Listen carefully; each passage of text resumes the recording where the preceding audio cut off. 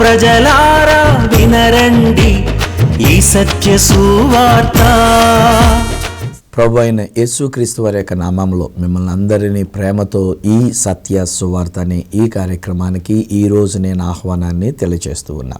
November 25 దాటిందనంటే సాధారణంగా నేను కూడా క్రిస్మస్ వాతావరణంలోనికి వెళ్ళిపోవడానికే ఇష్టపడుతూ ఉంటా.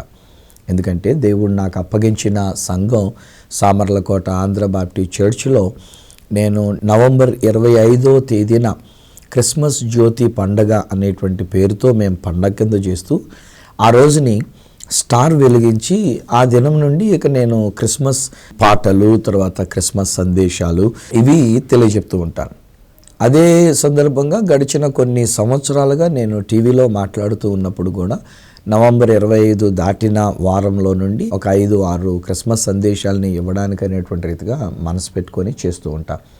కానీ ఎందుకో ఈ సంవత్సరం క్రిస్మస్ సందేశాలని చెప్పేదానికంటే యేసు ప్రభు పుట్టి అన్నారు, ఆయన పుట్టుకలో ఉండినటువంటి విషయాలు అనేది నేను మాట్లాడేదానికంటే దేవుని ఆత్మ నడిపింపుతో నా హృదయంలో కూడా నాకు కలిగిన ప్రేరేపణతో ప్రభు రెండవ రాకడను గురించినటువంటి విషయాలే నేను మీతో పంచుకోవాలని ఆశపడుతూ ఉన్నా. మీకు బోల్డంతమంది మన యొక్క ఛానల్లో యేసు ప్రభు జననాన్ని గురించి చెప్పేవాళ్ళు ఉంటారు. పోనీ నెక్స్ట్ వీక్ నుంచి అయినా డిసెంబర్ అంతా కూడా యేసు ప్రభు పుట్టిన విషయాల గురించి మీతో పంచుకుంటూ ఉంటారు. బట్ సంథింగ్ స్పెషల్ ఏదైనా మనం విందాం, ఓకే అండి. సో మీ కొరకు నేను ప్రత్యేకంగా తీసుకొని వస్తున్న ఈ రాకడ సందేశాలని జాగ్రత్తగా ఆలకించాలని కోరుతూ ఉన్నా. అట్ ది సేమ్ టైం ఏదో వినుట మాత్రము కాకుండా విని గ్రహించి ప్రభు రాకడ కొరకు సిద్ధపడాలి అని నేను మీకు తెలియజేస్తూ ఉన్నా. ఈరోజు బైబిల్ గ్రంథంలో నుండి మనం చూస్తే మత్తయి సువార్త 24వ అధ్యాయంలో ఉన్నటువంటి ఒక మాటల్లో నుండి కొన్ని విషయాలు నేను మీతో పంచుకోవాలని ఆశపడుతూ ఉన్నా. వాస్తవానికి 23వ అధ్యాయంలో కూడా చివరి వచనాలలో ప్రభు అయిన యేసుక్రీస్తు వారు యెరూషలేమును గురించి మాట్లాడుతుంటారు. యెరూషలేమా యెరూషలేమా, నేను నిన్ను చేర్చుకోవాలని కోరుకున్నాను కానీ నీవు నా రెక్కల క్రిందకు రాకుండా ఉండి ఉన్నావు, నువ్వు ఇలా ఉంటున్నావు అలా ఉంటున్నావు. ఈ విధంగా యెరూషలేమును గురించి ప్రభువారు గద్దిస్తూ మాట్లాడినటువంటి మాటలు. ఈలోగా దేవాలయంలో నుంచి యేసుక్రీస్తు ప్రభువారు బయటకు వచ్చి ఉన్నారు. 24వ అధ్యాయము మొదటి 2 వచనాల్లో గనక మనం చూస్తే అప్పుడు శిష్యులైనటువంటి వారు ఆ యెరూషలేము దేవాలయాన్ని గురించినటువంటి ఒక విషయాలు యేసు ప్రభు వారికి చూపిస్తూ, ప్రభువా చూడండి ఎంత అద్భుతమైనటువంటి ఒక ఆలయం, ఎంత చక్కగా కట్టబడి ఉన్నది అని శిష్యులు యేసు ప్రభుకి ఆ యొక్క మందిరాన్ని గురించి తెలియచెప్తున్నారు. వాళ్ళు ఇక్కడ కొన్ని విషయాలు మందిరమును గురించినటువంటి రీతిగా మనం ఆలోచన చేసుకుందాం, ఓకే అండి. నా ప్రియమైన అభిమానులుగా ఈ నా కార్యక్రమాలను వీక్షిస్తున్నటువంటి మీకు ఒకవేళ ఏ శారీరకమైనటువంటి వ్యాధి బలహీనతలతో మీరు ఉండి ఉన్నారో, లేకపోతే ఏ టెన్షన్ మీరు ఒకవేళ ఎదుర్కొంటున్నారో కానీ డోంట్ వర్రీ. మీ వ్యాధిని బాగు చేయడం పెద్ద గొప్ప సంగతి కాదు, లేకపోతే మీకు మనశ్శాంతిని ఇవ్వటం పెద్ద గొప్ప సంగతి కాదు. మీకు ఏదైనా ఒక ఆర్థిక ఇబ్బంది ఉంది, లేక ఏదైనా కష్టం ఉంది, ఏదైనా సమస్య ఉంది, ఆ సమస్యలను తీర్చడం కూడా మన ప్రభు అయిన యేసుక్రీస్తు వారికి అది పెద్ద కష్టమేమి కాదు. ఆయన చేయాలంటే ఏమైనా మనకు చేయగలరు, ఎంతైనా మనకు చేయగలరు. నా జీవితంలో నేను అనుభవిస్తూ ఉన్న ఏ దినం ఆ దినం నా దేవుడు నాకు అద్భుతంగా చేస్తూ ఉన్నాడు. ఒక్కొక్కసారి అతిమిక్కిలి ఖర్చులు కనబడుతూ ఉంటాయి, ఒక్కొక్కసారి అనవసరమైన ఖర్చులు కనబడుతూ ఉంటాయి. బట్ స్టిల్ నా దేవుడు నా పట్ల ఎంతో గొప్ప కార్యాలను ఆయన చేస్తున్నాడు. నేను అడుక్కుంటే చేయట్లే, ఈరోజు దేవుడు నాకు సహాయం చేయని అడుక్కుంటే చేయట్లే. నేను ఆయన పని చేసుకుంటూ వెళుతున్నాను, ఆయన అవసరతలు తీరుస్తున్నారు. సో ఆయన పనిలో దేవుడు నన్ను ప్రేరేపిస్తూ నా మనసులో బలంగా నాకు అనిపిస్తున్న విషయం ఏంటంటే ప్రభు రాకడ గురించి తెలియచెప్పాలి. రాకడ విషయంలో దేవాలయాన్ని గురించినటువంటి మాటలు అది ఇక్కడ చెప్తూ ఉన్నారు. దేవుడైన యెహోవా మోషే గారితో మొట్టమొదటిగా మాట్లాడుతూ ఉన్నప్పుడు నిర్గమాకాండం 25వ అధ్యాయం 8వ వచనం దగ్గర మోషేతో మాట్లాడుతుంటాడు. మోషే మోషే, నేను వారిలో నివసించున్నట్లుగా లేక వారి మధ్య నేను నివసించున్నట్లుగా వారు నా కొరకు ఒక ప్రత్యక్ష గుడారాన్ని లేక నా కొరకు ఒక పరిశుద్ధ స్థలాన్ని నిర్మించవలెను అని దేవుడు మోషేకి ఆజ్ఞాపించాడు. అది ఎలా కట్టాలో ఏంటో ఆ విషయాలన్నీ దేవుడే అక్కడ తెలియజెప్పినాడు, కొలతలతో సహా ఇచ్చి ఉన్నాడు. తర్వాత ఏ రంగు వస్త్రాలు, ఏ రంగు డేరాలు, ఏమేమి చేయాలి, ఈ విషయాలన్నీ కూడా దేవుడు తెలియజెప్పినాడు. మోషే గారు నిర్గమాకాండం చివరి అధ్యాయం దగ్గరికి వచ్చేసరికి ఏమని రాయబడి ఉందనంటే, దేవుడు చెప్పినది యావత్తు మోషే చేసి ఉన్నారు. అప్పుడు దేవుడు అక్కడికి వారి మధ్యలోనికి ఆ అరణ్యములో లేక ఆ ఎడారిలో ఈ ఇశ్రాయేలు ప్రజలైనటువంటి వారు గుడారాలు వేసుకునే దానికి ముందు మొదట దేవుడు ఎక్కడికి దిగి వస్తున్నాడో అక్కడి నుంచి తూర్పు వైపుకి పలానోళ్ళు, పడమటి వైపుకి పలానోళ్ళు, ఉత్తరం వైపు పలానోళ్ళు, దక్షిణం వైపు పలానా వాళ్ళు అని ఈ గోత్రాల వాళ్ళకి చెప్పిన ప్రకారంగా వాళ్ళకి టెంట్లు వేసుకోమని చెప్పేసి అని దేవుడు వారికి ఒక వివరణగా ఒక మాటగా దేవుడు వారికి తెలియజెప్పాడు. So God was dwelling among those people. అందుకు ఒక ప్రత్యక్ష గుడారం. ఆ తర్వాత దావీదు రాజు మందిరాన్ని కట్టాలనుకుంటాడు. గుడారంలో ఉండడం ఏంటి, నా దేవుని యొక్క మందసము, దేవుని యొక్క నివాసము, నేనేమో ఇంత పెద్ద భవనంలో ఉండడం ఏంటి, నోనో నా దేవుడి కొరకు నేను పెద్ద మందిరాన్ని కడతాను అనుకుంటే దేవుడు అంటే, నాయన నువ్వు వద్దులేరా బాబు, నీ చేతులు రక్తసిక్తమై ఉన్నవి కనుక నీ వద్దు, నీకు పుట్టబోయే కొడుకు నాకు మందిరాన్ని కడతాడులే అని చెప్పేసి అని తన యొక్క కుమారుడైనటువంటి యొక్క సొలొమోను రాజుగారి ద్వారా మందిరాన్ని కట్టించారు. బైబిల్ గ్రంథంలో వ్రాయబడిన మాటలు ఏముందనంటే, మందిరము కట్టబడిన చోట సుత్తి దెబ్బలు తగలలేదంటండి, వినబడలేదంట. అసలు ఉల్లి, సుత్తి, గొడ్డలి ఇలాంటి వాటి యొక్క శబ్దాలు, వాటి యొక్క పనిముట్ల యొక్క శబ్దాలు అక్కడ రాలే. రెండోది, దేవాలయాన్ని కట్టేటప్పుడు సొలొమోను రాజు ఎక్కడో క్వారీలో చెక్కినటువంటి ఆ రాళ్లను తీసుకొని వచ్చి రాళ్లతో మందిరాన్ని కట్టి ఉన్నాడు. బై అండి, ఇక్కడ ఇంకొక మాట కూడా నేను జ్ఞాపకం చేస్తున్నాను. ఆదికాండము 11వ అధ్యాయంలో కూడా మనం చూసినట్లయితే ఒక కట్టడం కనబడుతుంది. దట్స్ ఎ గోపురం. అది ఒక గోపురముగా కట్టబడినటువంటి ఒక స్థలం. అక్కడ వాళ్ళేమని అనుకున్నారంటే, మనము ఆకాశానికి అంటుకునేటంత పెద్ద గోపురాన్ని కట్టేద్దాం, పేరు సంపాదించుకుందాము, స్థిరంగా ఉండిపోయేటట్టుగా మనం ఒక గోపురాన్ని కట్టుకుందామని తలంచి వాళ్ళు గోపురాన్ని కట్టడానికి మొదలుపెట్టారు. అది కూడా ఏమన్నారంటే, అక్కడున్న ఆ యొక్క కీలు, అక్కడున్న ఇటుకలతో వాళ్ళు గోపురాన్ని కట్టడానికి మొదలుపెట్టారు.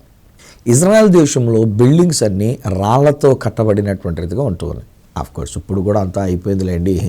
ఇప్పుడు రాళ్ళు లాంటి బ్రిక్స్ లేకపోతే రాళ్ళ లాంటి టైల్స్ అవి పెడుతున్నారు. ఒరిజినల్ రాళ్ళేమి కాదు, ఒకప్పుడు రాళ్లతో కట్టారు. ఇప్పుడు కూడా ఇంకా రాళ్లతోనే కట్టబడుతున్నట్టుగా మనకి పైకి కనబడుతుంది, కానీ వాస్తవానికి మామూలు గోడగా కట్టేసి దాని మీద రాళ్ల లాంటి పల్చగా ఉండినటువంటి ఒక టైల్స్గా వాటిని అంటించేస్తే మనం చూడబోతే ఏమనుకుంటామంటే, రాయి వేసారా, సున్నపు రాయితో కట్టేశారా అని చెప్పేసి అని ఇప్పుడు అనుకుంటున్నట్టు. అంతా మోసమే లేండి. అందుకని ప్రభు రాకడలో కూడా దేవుడు ఏమంటాడంటే, ప్రతి చోట మోసాలే జరుగుతూ ఉంటాయంట, మోసపోకుండా జాగ్రత్త చూసుకుంటున్నాడు. అవును కదా, ఈరోజు మీరు కూడా ఒప్పుకుంటారు ఖచ్చితంగా. ఎంచేతనంటే మనం ఏ విషయంలో చూసినా మోసమే కనబడుతుంది, ఎక్కడ చూసినా మోసమే కనబడుతుంది. చివరికి దేవుడు పేరు చెప్పుకొని మోసాలు జరుగుతున్నటువంటి ఒక విషయాలు కూడా చాలా ఎక్కువైపోతుంది. సర్లేండి, అవి మనకెందుకు. ఇప్పుడు మనకు కావాల్సింది దేవాలయాన్ని గురించి, ఇక్కడ ప్రభువారు మాట్లాడుతున్నటువంటి ఒక విషయాల గురించి వెళుతున్నాం కనుక దేవాలయం దగ్గరికి వెళ్దాం. సొలొమోను రాజు కట్టించినప్పుడు రాళ్లతో కట్టించాడు కానీ ఇటుకలతో కట్టించలేదు. కానీ బాబేలులో కట్టించినటువంటి ఒక గోపురము రాళ్లతో కాకుండా ఇటుకలతో కట్టినటువంటి ఒక గోపురముగా కట్టుకున్నారు. ఇటుకలతో కడుతున్నటువంటి ఒక గోపురము పేరు సంపాదించుకోవడానికి కట్టుకున్నారు. కానీ సొలొమోను రాజు యెహోవా దేవుని కొరకు దేవాలయాన్ని కట్టుతూ ఉన్నప్పుడు దేవుని యొక్క మహిమ అక్కడికి దిగివచ్చున్నట్లుగా అందుకట్టి ఉన్నాడు. దేవుడు అదే అంటాడు, నేను వారి మధ్య నివసించున్నట్లుగా నా కొరకు ఒక స్థలం నిర్ణయించబడాలి అని ప్రభువారు చెప్పినటువంటి. ఈరోజు కూడా నా ప్రియ స్నేహితులను ఒకటి గమనించుకోనండి, చాలామంది గోపురముల లాంటి పేరు సంపాదించుకునే ఇటుకలతో కూడినటువంటి యూనిఫార్మిటీ చేస్తున్నారు. రాళ్ల వలె కట్టబడవలసిన మందిరము ఇది కట్టబడడం లేకుండా ఆగిపోతూ ఉంది. దేవుని యొక్క సంఘము కట్టబడడానికి బదులుగా యూనియన్లు కట్టబడుతున్నాయి, అసోసియేషన్లు కట్టబడుతున్నాయి, గోపురాలు కట్టబడుతున్నటువంటి ఒక విషయాలు. సో ఇది కూడా దయచేసి మనం అర్థం చేసుకోవాలని నేను మీకు మనవి చేస్తూ ఉన్నాను. ప్రభు రెండవ రాకడ సమీపించిన కడవరి దినాలలో సంఘం కట్టబడడానికి బదులుగా మినిస్ట్రీస్ కట్టుకుంటూ ఉన్నాం, లేక గోపురాలను కట్టుకుంటూ ఉన్నాం, లేక వేరే అసోసియేషన్స్ కట్టుకుంటూ ఉన్నాం. యూనిఫార్మిటీ లాంటి ఇటుకలతో కట్టబడినటువంటి రీతిగా అందరూ యూనియన్లు లాంటి యూనిఫార్మిటీలు ఇవి మనం పెట్టుకుంటున్నాం. అది కూడా సరైనటువంటి విధానం కాదు. వాట్ గాడ్ ఈజ్ లుకింగ్, దేవుడు దేని కొరకు కనిపెడుతున్నారు అని అంటే సంఘముగా మనం కట్టబడ్డానికి. అందుకనే క్రొత్త నిబంధనలోనికి వచ్చేసరికి సంఘాన్ని గురించినటువంటి విషయానికి వస్తే పేతురు భక్తుని ద్వారా కూడా దేవుడు సెలవిస్తున్న మాట ఏమంటారంటే, సజీవమైన రాళ్లమైనటువంటి మన ద్వారా దేవుడు ఆత్మ సంబంధమైనటువంటి ఒక మందిరాన్ని కట్టడానికి, అది ఆయన ఇష్టపడుతున్నటువంటి ఒక విషయం. ఆత్మ సంబంధమైన మందిరముగా మనము కట్టబడినట్లు దేవుడు మనల్ని, నన్ను, మిమ్మల్ని, మనమందరం ఒక ఆత్మ సంబంధమైన రాళ్ల వలె నుండి దేవుని మహిమ మనలోనికి దిగువచ్చున్నట్లుగా, మన ద్వారా ఈ లోకం మీద దేవుని యొక్క మహిమ ప్రకాశించున్నట్లుగా, ఇది దేవుని యొక్క ప్రణాళిక. ఇక్కడ ప్రభువారు మాట్లాడుతున్న మాటలు ఏమన్నారంటే, ఈ శిష్యులైనటువంటి వాళ్ళు వచ్చి చూపిస్తున్నారు ఈ ఆలయాన్ని. ఏ ఆలయాన్ని చూపిస్తూ అంత ఆశ్చర్యార్థకంగా వారు మాట్లాడుతూ వచ్చిన్నారు అంటే, సొలొమోన్ రాజు గారు కట్టించినటువంటి ఒక దేవాలయం కాస్త పాడైపోతూ వచ్చింది కొంతకాలానికి. ఈలోగా ప్రజలైనటువంటి వారు, ఇశ్రాయేలీయులైనటువంటి వారు బబులోనులోనికి చెరగా కొనిపోబడి ఉన్నారు. బబులోనులోనికి చెరగా కొనిపోబడిన తర్వాత ఇక్కడంతా శిథిలమైపోతూ వచ్చింది. అక్కడ దేవుడు కోరేష్ అనేటువంటి ఒక వ్యక్తిని లేవనెత్తుకొని, నా మందిరం పాడైంది కనుక వెళ్ళి దాన్ని బాగు చేయమని చెప్పేసి చెప్పయ్యా అని చెప్పేసానంటే, కోరేష్ గారు పిలుస్తాడు, కొంతమంది బయలుదేరి వస్తారు. మళ్ళీ అక్కడ కూడా ఒక విషయం గమనించాలండి, ఎజ్రా, నెహెమియా గ్రంథాలలో ఉన్నటువంటి ఒక చరిత్ర గనక మనం చదివితే, వాళ్ళు వచ్చింది యెహోవా దేవుని యొక్క మందిరమును బాగు చేయడానికి, కట్టడానికి వచ్చారు యెరూషలేమునకు. కానీ వాళ్ళు వచ్చి ఇక్కడ చేస్తుంది ఏంటంటే, మీరు చదువుకోవాలి జాగ్రత్తగా అన్నమాట. ఎజ్రా గ్రంథం, నెహెమియా గ్రంథాలు కనుక మనం చదివితే అక్కడ ఏమని రాయబడింది అంటే, వాళ్ళు దేవుని మందిరపు పని చేయడానికి బదులుగా యెరూషలేము పట్టణ ప్రాకారపు గోడ కట్టడం మొదలుపెట్టారు. అక్కడ బైబిల్లో రాయబడిన మాట, మందిరపు పని నిలిచిపోయెను అని ఉండదు అక్కడ క్లియర్గాను. ఎందుకనంటే యెరూషలేము యొక్క గోడను కట్టుకోవటంలో బిజీ అయిపోయారు. అందుకనే దేవుడు లేపుతాడు, సన్బల్లట్టు, టోబియా లాంటి వాళ్ళు లేపి రెచ్చగొడతారన్నమాట. ఒరే మీరు పెద్ద గోడ కడుతున్నారు లేరా, పిచ్చికెక్కితే పడిపోద్ది, నక్కెక్కితే పడిపోద్ది అని చెప్పేసి అని వాళ్ళని ఏడిపించడానికి అనేటువంటి రీతిగా దేవుడు ఉసుకొల్పింది. ఒక్కొక్కసారి దేవునికి ప్రమేయం లేకుండా, దేవుని యొక్క అనుమతి లేకుండా ఎవడు ఏం మాట్లాడేది కూడా ఉండదండి అక్కడ. సో అక్కడ సన్బల్లట్టు, టోబియాలు కూడా లేచి ఇలా మాట్లాడుతూ వచ్చినారంటే దేవుడు వాళ్ళ ద్వారా వీళ్ళకి బుద్ధి చెప్పడానికి అనేటువంటి రీతిగా కూడా ఒక మాట పలికించినటువంటి. వీళ్ళు ఈలోగా ఏమనుకున్నారంటే, అదిగో మా మీద పెద్ద వ్యతిరేక తయారైపోయారు, మా మీద ఇలా వేరేగా మాట్లాడేస్తున్నారని చెప్పి పెద్ద ఫీల్ అయిపోతూ వచ్చినారు. కానీ వాళ్ళు చేస్తున్న పొరపాటు ఏంటంటే, దేవుని ఆలయాన్ని వాళ్ళు బాగు చేయాలి, కానీ వాళ్ళు యెరూషలేము ప్రాకారాన్ని, యెరూషలేము గోడని కట్టడం అనేటువంటిది అది మొదలు పెడుతూ వచ్చినారు. కోర్సా తర్వాత హబక్కూకు అనేటువంటి ఒక భక్తుని ద్వారా దేవుడు మాట్లాడుతూ గద్దిస్తాడన్నమాట. ఒరే నా మందిరం పాడై ఉంటుండగా మీరు సరంబి వేసిన ఇండ్లలో నివసించడానికి ఇదేనా మీకు సబబు అని చెప్పేసి గద్దిస్తే, మళ్ళీ వీళ్ళు కూడా ఉంటారు. హబక్కూకు అనేటువంటి ఒక ప్రవక్త ద్వారా మేము హెచ్చరింపబడినటువంటి వారమై మందిరపు పని మరలా మేము మొదలుపెట్టి ఉన్నాము, ఆ ప్రకారంగా మందిరమును బాగు చేసుకునేటనేటువంటిది సంపూర్తి చేయబడి ఉన్నది అని అంటారు. ఇది బబులోనులో నుండి, చెరలో నుంచి వాళ్ళు వస్తూ ఉన్నప్పుడు కట్టుకుంటున్నటువంటి విషయం. యేసు ప్రభు కాలం నాటికి యూదులు చెదిరిపోయినటువంటి వాళ్ళందరూ మరలా తిరిగి వచ్చి ఉన్నారు. ఈలోగా యూదులకు రాజుగా ఉండినటువంటి హేరోద్ అనేటువంటి ఒక రాజు పాడైపోయినటువంటి ఒక దేవాలయాన్ని బాగు చేయించింది 40 సంవత్సరాల పాటు. సో ఇశ్రాయేలు ప్రజలైనటువంటి వారి యొక్క విషయంలో మనం ఆలోచన చేస్తే, వాళ్ళకి ఈ మందిరం, ఈ దేవాలయం అయినటువంటి one of the biggest famous అనమాట వాళ్ళకి. ఈ రోజుల్లో ఒకవేళ మనం ప్రపంచ వింతలలో ఒక వింత అనేటువంటి రీతిగా ఒక్కొక్క బిల్డింగ్ని, ఒక్కొక్క విషయాలు మనం చూసి ఎలాగైతే గొప్పలు చెప్పుకుంటూ ఉంటామో, మనకు దేశం అయితే మనకు దేశంలో ఉన్నటువంటిది, ఇతర దేశాల్లో ఉన్నటువంటి వాళ్ళు వాళ్ళ దేశంలో ఉన్నటువంటివి, ఇలాగనో ఒక్కొక్క విషయంలో ఎలాగైతే చెప్తూ ఉంటారో, అలాగున యూదులైనటువంటి వారు, ఇశ్రాయేలీయులైనటువంటి వారు యెరూషలేములో ఉండినటువంటి ఒక దేవాలయాన్ని గురించి పెద్ద చారిత్రాత్మకంగా చెప్పుకుంటుండేవారు. సో ఒక రోజుని యేసుక్రీస్తు ప్రభువారు ఆయన ఆ యొక్క ఆలయంలో నుంచి బయటకు వస్తుందంటే, బయటకు వచ్చిన వెంటనే వీళ్ళ శిష్యులైనటువంటి వాళ్ళు యేసు ప్రభుకి ఆ దేవాలయాన్ని చూపించి, అప్పటిదాకా చూడలేదా, చిన్నప్పుడు ఆయన అక్కడికి వెళ్ళలేదా, బట్ ఏమో స్పెషల్ అకేషన్ ఆ రోజుని. సో వాళ్ళు మాట్లాడుతుంటారు అనమాట, ప్రభువా ఈ దేవాలయం చూడండి ఎంత అద్భుతంగా ఉందో అని చెప్పేసి అని అంటే, అప్పుడు యేసు ప్రభు వారు ఒక మాట అంటూ ఉన్నారు, మీరు ఇంత కట్టడాన్ని ఇలా చూస్తున్నారు కానీ రాతి మీద రాయి నిలిచి ఉండని దినములు వచ్చునని నేను మీతో చెప్పుచున్నాను. షాక్ అయిపోయారు అనమాట వీళ్ళు. ఎందుకంటే 40 సంవత్సరాల పాటు నౌ ఈవెన్ ఇప్పుడు కూడా వాళ్ళు ఏమని పిలుస్తారంటే ద ఫస్ట్ టెంపుల్ అంటే సొలొమోన్ రాజు గారు కట్టించినటువంటి టెంపుల్. సెకండ్ టెంపుల్ అని అంటే హేరోదు రాజు గారు దాదాపు 40 సంవత్సరాల పాటు దానిని రిపేర్ చేయించి కట్టించినటువంటి ఆ దేవాలయాన్ని గురించి ఇప్పుడు వీళ్ళు ఏమంటున్నారంటే ద సెకండ్ టెంపుల్ అని అంటున్నారు. అలాంటి ఆశ్చర్యార్థకంగా ఉండినటువంటి టెంపుల్ గురించి యేసు ప్రభు వారు మాట్లాడుతుంటారు. రాతి మీద రాయి నిలిచి ఉండని దినములు వస్తాయి అని చెప్పేసరికి వీళ్ళు ఆశ్చర్యపరమాట. ఆశ్చర్యపోయి ఆ తర్వాత 3వ వచనంలో యేసుక్రీస్తు ప్రభువారు ఒలీవల కొండకు వెళ్ళినప్పుడు అక్కడికి ఏకాంతంగా వచ్చి ఒంటరిగా వచ్చి ఆయన రహస్యంగా అడుగుతున్నారు, ప్రభువా ఇవి ఎప్పుడు జరుగును? నీ రాకడకును ఈ యుగ సమాప్తికిని సూచనలేంటి? మాతో చెప్పవా. స్నేహితులారా, ఇక్కడ కూడా ఒక చిన్న మాట మనం అర్థం చేసుకోవాలని కోరుకుంటూ ఉన్నాను. సాధారణంగా మానవ నైజం ఎట్లా ఉంటుంది అని అంటే ఏదైనా ఒక విషయం మనం మాట్లాడుతుందంటే వెంటనే మనకు వచ్చే ఆలోచన ఏంటంటే ఇది ఎప్పుడు జరుగుతుంది. అలాగే ఈరోజు ఒక మాట చెప్పనా, యేసు ప్రభు 2వ రాకడను గురించి కూడా చాలామంది ఇలాంటి ప్రశ్నలే వేసుకుంటూ వచ్చారు. గడిచిన అనేక సంవత్సరాలుగా కొంతమంది అయితే డేట్ చెప్పేశారు కూడాను, పలానా తారీఖున యేసుప్రభు వచ్చేస్తున్నారు. కొంతమంది అలాగని చెప్పి యేసుప్రభు వచ్చేస్తున్నాడు, మనం అందరం కొండ మీదకి వెళ్ళి ఎదుర్కొందాం రండి అని చెప్పి తీరా యేసుప్రభు రాకడ జరగకపోతే అక్కడే మోకమ్మడిగా ఆత్మహత్య చేసుకొని చచ్చిపోయారంట చాలామంది. అలాగనే మరికొంతమంది ఇదిగో వచ్చేస్తున్నాడు పలానా తారీఖునని చెప్పి ఆ రోజుకి రాకపోతే చిన్న పొరపాటు లెక్కలో ఎక్కడో తేడా వచ్చింది, అప్పుడు కాదు ఆయన వచ్చింది పలానప్పుడు వస్తున్నాడని చెప్పి మళ్ళీ డేట్లు మార్చుకుంటూ ఎలా చెప్పుకుంటూ ఉన్నారంట. ఈనాడు ప్రజలకు కూడా ఎలా ఉంటుందని అంటే ఇలాంటి విషయాలు ఏదైనా చెప్పామనుకోండి, చెవి ఎంత జాగ్రత్తగా పెట్టి వింటారో. నేను మామూలుగా సువార్త చెప్పినంతసేపు ఎవడు పట్టించుకోలేదు.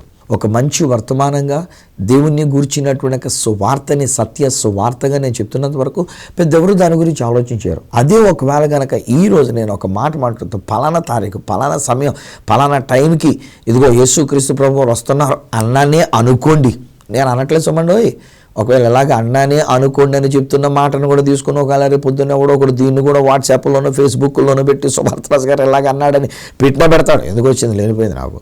నేను డేట్ సెట్టింగ్ చేసేటువంటి వాడిని గాను. ఒకవేళ అలా డేట్ సెట్టింగ్ చేసేటువంటి వాళ్ళు కనుక ఎవరైనా డేట్ సెట్టింగ్ చేస్తే వాళ్ళ వల్లనే యేసు ప్రభు రాకడొచ్చేస్తుందని కూడా తెలుసుకోవాలి మనం. ఇక్కడ ఒక డేట్ సెట్టింగ్ అనేటువంటిది ప్రజల యొక్క క్యూరియాసిటీ ఎలా ఉంటుందంటే ఇవి ఎప్పుడు జరుగుతున్నాయి, నీ రాకడెప్పుడు, ఇది వాళ్ళు అడుగుతున్నటువంటి ఒక ప్రశ్న. అయితే యేసుక్రీస్తు ప్రభువారు వారు అడిగిన ప్రశ్నకి సమాధానం చెప్పలే. 2వ రాకడ ఎప్పుడు జరుగుతుంది ఇలాంటి విషయాలు ఏమీ చెప్పకుండా ఒకటి మాత్రం చెప్పారండి. ఈరోజు ఒక్క మాట నేను జ్ఞాపకం చేస్తున్నాండి, ఎవరును మిమ్మల్ని మోసపుచ్చకుండా చూచుకోనండి, మోసపోవద్దు. ఏం చేతనంటే దేవాలయాల పేరు చెప్పి మోసం జరిగిపోతా ఉంది. దేవుడు ఒకసారి ప్రత్యక్ష గుడారం చేసుకున్నారు, ఆ తర్వాత సొలొమోన్ రాజు గారు కట్టించిన దేవాలయం, ఆ తర్వాత మనం చూడవలసి వచ్చినట్లయితే ఇప్పుడు మనము దేవుని కొరకు ఆలయం అని దేవుని యొక్క వాక్యం సెలవిస్తుంది. నా దేహం దేవుని కొరకైనటువంటి ఒక ఆలయం. ఇలాగున 10 మంది కలిస్తే, ఇలాగున కొన్ని 100 మంది కలిస్తే, ఇలాగున అనేక సంఘాలు కలిస్తే మనము దేవుని యొక్క ఆలయం. బట్ అన్ఫార్చునేట్లీ ఏం జరుగుతుంది, మా సంఘమే ఎత్తబడుతుంది, ఈ ఆలయానికి వచ్చినటువంటి వాళ్ళే పరిశుద్ధులైనటువంటి వాళ్ళు. ఇలాంటి బోధలు మోసాలు తయారైపోయినాయి. Be very careful.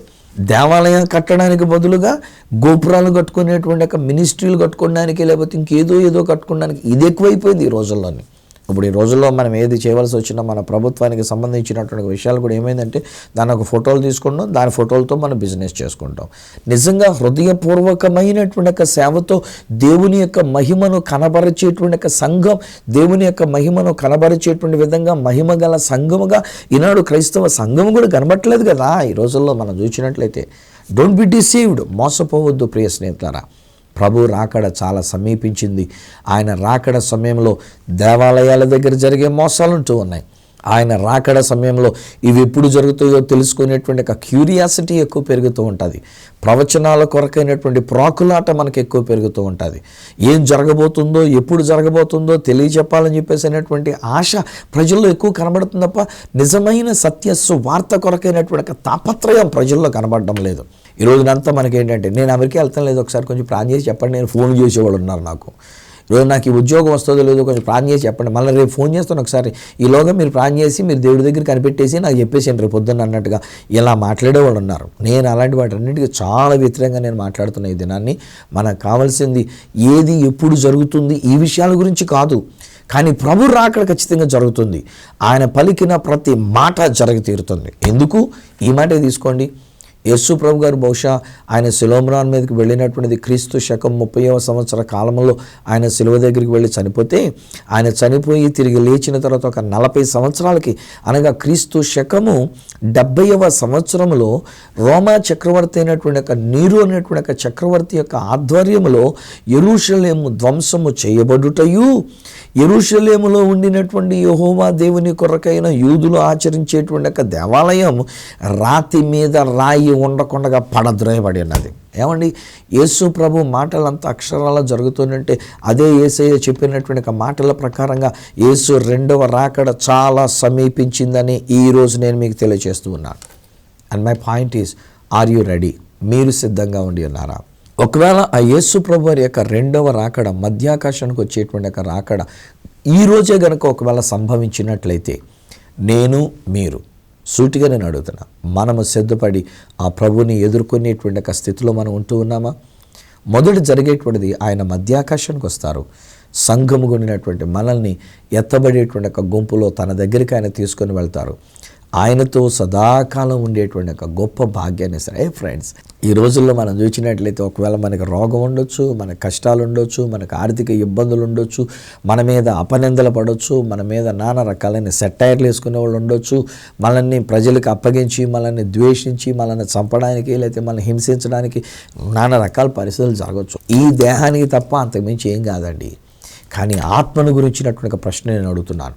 వచ్చే వారం మరలా నేను మీ ముందుకు వచ్చి మాట్లాడేలోగా ఒకవేళ ఈ వారంలోనే ప్రభువైన యేసు మధ్యాకాశానికి రావటం జరిగితే, ఎక్కడికి ఎక్కి రమ్మని ఆయన పిలిచినటువంటి ఒక కేక మనకు వినబడితే, ఈరోజు నా మాటలు వింటున్న నా ప్రియ సహోదరుడా, నా ప్రియ సహోదరి, మీరు సిద్ధంగా ఉన్నారా? దేవుని యొక్క వాక్యం చెప్తుంది, మారు మనసు పొందితేనే మనం అక్కడికి వెళ్ళేది. రక్షణ అనుభవాన్ని కలుగుంటేనే మనము ప్రభువుని ఎదుర్కోగలిగినటువంటిది. ఆ ప్రభువు రాకడప్పుడు మనం వెళ్ళాలంటే ఒక పరిశుద్ధమైన జీవితాన్ని మనం కలిగి ఉంటేనే, మనం క్రీస్తు రక్తములో కడగబడినటువంటి వారం అయితేనే ఆ ప్రభువు రాకడ మధ్యాకాశానికి జరిగినప్పుడు మనము ఆ మధ్యాకాశానికి ఎత్తబడేటువంటిది. అందరూ గోపురాలు కట్టుకుంటున్న వాళ్ళే, అందరూ గుళ్ళు కట్టుకుంటున్నటువంటి వాళ్ళే, అందరూ కూడా ప్రవచనాల కొరకు ప్రాకులాడుతున్నటువంటి వాళ్ళే, అందరూ కూడా క్రైస్తవులు అని చెప్పేసి చెప్పుకుంటున్నటువంటి వాళ్ళే. ఈయన కార్యక్రమాన్ని చూస్తున్నటువంటి వాళ్ళు కూడా 90% మంది ప్రజలు బహుశా క్రైస్తవులు అయినటువంటి వాళ్ళే. బట్ ద పాయింట్ ఈజ్, ప్రభు రాకడ జరిగితే క్రైస్తవులుగా పిలువబడుతున్న మీరు, నేను, మనం ఆ మధ్యాకాశానికి వెళ్తామో లేదో ఒకసారి ఆలోచన చేసుకోవాలి. బిడ్డలు, ఇచ్చేతనంటే నేను క్రైస్తవుడిగా పుట్టి పెరిగినంత మాత్రాన్ని నేను పరలోక రాజ్యానికి వెళ్ళిపోయేటువంటిది కాదు. ఒకానొక దినాన్ని ప్రభు నన్ను సందర్శించారు. ప్రభు యొక్క వెలుగు నన్ను తాకి అన్నది. నేను ఒక పాస్టర్ గారు అబ్బాయిగా ఉన్నప్పటికీ ఆయన యొక్క వెలుగులో నా బ్రతుకు నేను చూసుకున్నప్పుడు ఒక చీకటిగా కనబడినటువంటిది. ఆ ప్రభు దగ్గర మొరపెట్టుకున్నప్పుడు, కన్నీటితో నేను అడిగినప్పుడు, తన ప్రేమ చేత, తన కృప చేత, నా ప్రార్థన బట్టి కాదు కానీ ఆయన యొక్క ప్రణాళిక చేత నాలో ఉన్న చీకటిని తీసివేసి తన వెలుగుతో నన్ను నింపి ఉన్నారు. ఈరోజు కూడా నేను చెప్తానండి, ఈ 42 సంవత్సరాలు పైబడి ఈరోజు కూడా నేను చెప్పగలిగిన మాట అండి, ఏ దినానికి ఆ దినం ఆయన తన కృప చేత నన్ను కడిగి శుద్ధి చేస్తూ ఉన్నారు. ఆయన తన యొక్క ప్రేమ చేత నన్ను పరిశుద్ధంగా కాపాడుతూ ఉన్నారు. ఆయన తన యొక్క ప్రణాళిక చొప్పున నా దీపాన్ని వెలిగించి అనేక మందికి వెలిగించేవానిగా ఉంచున్నారు. ఈరోజు ఐఎమ్ షూర్ నేను ఇలా మాట్లాడుతుండగా ప్రభు మీ హృదయంతో మాట్లాడుతూ ఉన్నాడు. ప్రభు మీతో మాట్లాడుతున్నారు. నా ప్రియ స్నేహితులారా, వ్యాధి నుంచి స్వస్థత పొందుకునే దానికంటే, మనకు అవసరతలు తీర్చబడడం కొరకు 4 డబ్బులు మనకు వచ్చేదానికంటే, ఈరోజు నేను చెప్తున్నటువంటి ఒక మాట ఏంటంటే, మనము దేవుని యొక్క సన్నిధానంలో పరిశుద్ధమైన జీవితంతో ఆ ప్రభు రాకడ మధ్యాకాశానికి జరిగినప్పుడు మనమందరము ఆత్మ సంబంధమైనటువంటి మందిరముగా, మనమందరము సజీవమైనటువంటి రాళ్ళుగా దేవుని కొరకు కట్టబడేటువంటి ఒక మందిరముగా ఆ మధ్యాకాశానికి వెళ్ళేటందుకు దానికి మనం సిద్ధపడదాం. ఈ లోకంలో వాళ్ళకి దేవాలయం లేకుండా పోయింది. ఇప్పుడు కూడా ఇశ్రాయేలీలైనటువంటి వారు దేవాలయం కట్టుకోవడానికే పాకులాడుతూ ఉన్నారు. కానీ వాళ్ళ ఆత్మ సంబంధమైన దేవాలయంగా లేకపోతూ ఉన్నారు. ఈరోజు నేను, ఈరోజు మీరు, మనమందరం ఇక్కడున్నటువంటి మనమందరం కూడా సజీవమైన రాళ్ల వల్లే దేవుని కొరకు ఒక మందిరముగా కట్టబడి ఆయన మహిమ మనలోనికి దిగి రావడానికి సిద్ధపడదామా? తండ్రి, నీకు వందనాలు. నీ మహిమ ఇక్కడ ఉండి ఉన్నది, మా మధ్యలో నీ మహిమ ఉండి ఉన్నది. నానా మేము ఎంతవరకు ఒకవేళ చీకటి రాళ్ళుగా ఉండి ఉన్నామేమో, నాన్న మేము ఒక సజీవమైన రాయికి బదులుగా నిర్జీవమైన రాళ్ళంగా మేము పడి ఉన్నామేమో. నీ జీవము మాలోనికి వచ్చినప్పుడు మమ్మల్ని సజీవమైన రాళ్ళుగా మీరు లేవనెత్తుచున్నందుకు నీకు వందనాలు. మమ్మల్ని నీ కొరకు ఒక మందిరముగా కడుతున్నందుకు నీకు వందనాలు. ఆత్మ సంబంధమైన మందిరముగా కట్టబడి నిన్ను కలుగునడానికి, నిన్ను ఎదుర్కొనడానికి, ఆ మధ్యాకాశంలో మిమ్మల్ని కలుసుకునడానికి అట్టి ధన్యత మీరు మాకు ఇస్తున్నందుకు నీకు వందనాలు. అయినను ఇంకను ఎవరైనా ఈయన మాటలు వింటున్నా, ఈ ఇంటిలో ఎవరైనా, ఏ ఒక్కరైనా, ఏ చిన్న బిడ్డలైనా, ఏ యవ్వనస్తులైనా, లేక ఏ పెద్దవారమైనా, ఎవరమైనా ఇంకా మా జీవితంలో పరిశుద్ధత లేకపోతే, నీ రక్తముతో మేము కడగబడి ఉండి ఉండకపోతే, మా పాపములు క్షమించబడినటువంటి ఒక అనుభవంలోనికి మేము వచ్చి ఉండకపోతే, వీరి కొరకు నేను ప్రార్థన చేస్తున్నా. ప్లీజ్ డాడీ, దయచేసి నీ యొక్క రక్తము వీరి మీద ప్రోక్షించి, మా మీద ప్రోక్షించి, నీ రక్తముతో మమ్మల్ని శుద్ధి చేసి నీ రాకడ కొరకు మమ్మల్ని సిద్ధపరచండి. మేము సజీవమైన రాళ్ల వలె నుండి కట్టబడి నీ కొరకు ఒక పరిశుద్ధ ఆలయముగా కట్టబడే భాగ్యం దయచేయండి. గోపురము కాదనైనా మాకు కావాల్సింది, నాన్న యూనియన్లు కాదనైనా మాకు కావాల్సింది, నాన్న ఏదో వర్గము లేక ఏదో కులము ఈ ప్రకారమైనటువంటి విధానాలు కాదునైనా మాలో ఉండవలసింది. ఈ రోజున మేమందరం కలిసి నీకు మహిమ తెచ్చేటువంటి ఒక మందిరముగా, నీ మహిమను మా ప్రభు కలిగి ఉండగలిగినటువంటి ఒక దేవాలయముగా మేము కట్టబడి ఆ మధ్యాకాశానికి వచ్చే భాగ్యం మీరు మాకు ఇస్తున్నందుకు మీకు కోటి కోటి స్తుతులు మేము చెల్లించుకుంటూ, ఇక్కడ నీ బిడ్డలను, ఈ కుటుంబాన్ని అంతటినీ నీ చేతులకు అప్పగించుకుంటూ, నీ రాకడలో మేము ఎత్తబడే గుంపులో ఉండడానికి మమ్మల్ని కడిగి శుద్ధి చేసి మమ్మల్ని పవిత్రపరిచినందుకు కోటి కోటి స్తుతులు మీకు చెల్లించుకుంటూ యేసు నామమున ప్రార్థించి పొంది ఉన్నాము తండ్రి. ఆమేన్, ఆమేన్. తండ్రి, కుమార, పరిశుద్ధాత్మలను దేవదేవుని దీవెన ఆశీర్వాదం ఆయన బిడ్డలుగా మీకును ఇక్కడున్న మనందరికీ తోడయుండి, ప్రభు రాకడ జరిగినప్పుడు మనం ఆ మధ్యాకాశానికి ఎత్తబడే గుంపులో ఉండునట్లు సహాయం చేసి నడిపించును గాక. ఆమేన్, ఆమేన్. స్నేహితులారా, ప్రభు మన మధ్యలో ఉండి ఉన్నారు. ఆయన తన రక్తముతో, సిలువలో కార్చిన రక్తముతో మనల్ని కడిగి శుద్ధి చేసినారు. ఇక మీదట పరిశుద్ధంగా మనం జీవిద్దాం. ఏ క్షణమో ఏ గడియో ప్రభు రాకడ జరిగినప్పుడు అక్కడున్న మీరు, ఇక్కడున్న నేను, మనం అందరం కూడా కలిసి ఆ ప్రభుని ఎదుర్కొనడానికి ఆకాశ మండలమునకు మేఘముల మీద కొనుపుబడే గుంపులో మనం ఉందాం. అటువంటి కృప దేవుడు మనకు అనుగ్రహించినందుకు దేవునికి కోటి కోటి స్తుతులు నేను చెల్లిస్తూ ఉన్నా. ఈ విషయంలో ఒకవేళ ఇంకను మీరు ఏదైనా తెలుసుకోవాలని కోరుకుంటూ ఉన్నట్లయితే నిరభ్యంతరంగా ఒక ఉత్తరం ద్వారా కానీ, ఒక SMS ద్వారా కానీ, ఒక వాట్సాప్ మెసేజ్ ద్వారా కానీ మీరు నాకు తెలియజేయాల్సిందిగా మనం చేస్తున్నా. నా అడ్రస్ ఈ సత్య సువార్త, సామర్లకోట 533440, తూర్పుగోదావరి జిల్లా, ఆంధ్రప్రదేశ్. అడ్రస్ మరొకసారి చెప్తూ ఉన్నా, ఈ సత్య సువార్త, సామర్లకోట్ 533440, ఈస్ట్ గోదావరి డిస్ట్రిక్ట్, ఆంధ్రప్రదేశ్. అప్పటికి ఒకవేళ నాతో మీరు ఫోన్లో మాట్లాడాలని కోరుకున్నట్లయితే నా ఫోన్ నెంబర్స్ 9848110907, 9440040992, 8885526662. ఒకవేళ నాకు ఈమెయిల్ చేయాలనుకున్నట్లయితే నా ఈమెయిల్ ID isathyasuvartha@gmail.com. మళ్ళీ వచ్చే వారం ఈ సత్య సువార్త కార్యక్రమంలో మిమ్మల్ని కలుసుకునేటంత వరకు త్వరగా రానయ్యున్న ఆ ప్రభు అయిన యేసుక్రీస్తు వారి యొక్క చేతులకు మిమ్మల్ని అప్పగిస్తూ మీ దగ్గర సెలవు తీసుకుంటున్న మీ ప్రియ సహోదరుడు ఈ సత్య సువార్త రాజు.